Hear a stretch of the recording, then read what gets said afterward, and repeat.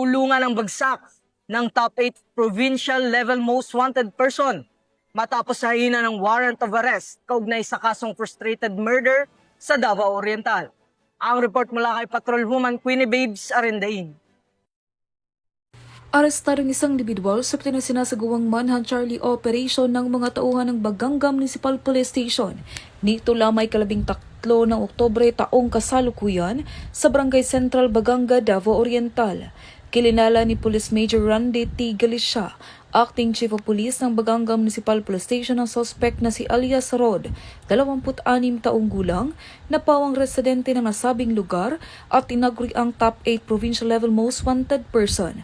Ayon kay Police Major Galicia, narasto ang suspect sa isang manhunt Charlie operation na inihain ng pinagsamang tauhan ng Baganga Municipal Police Station, Regional Special Operation Group, Regional Police Drug Enforcement Unit 11 at Regional Intelligence Division sa paglabag sa kasong frustrated murder na inisyo ng Regional Trial Court 11th Judicial Region Branch 7 Davao Oriental na may rekomendang piyansa na nagkakahalagang 120,000 pesos. Sa katunayan, ang suspect ay nasa kustodiya na ng nasabing istasyon upang dumaan sa tamang disposisyon. Samantala, patuloy naman ang pagsasagawa ng paghain ng mga operasyon ng tauhan ng Police Regional Office 11 sa pangunguna ni Police Brigadier General Joseph R. Ergiles, General Director, upang hulihin ang lahat ng wanted person sa Reyon 11.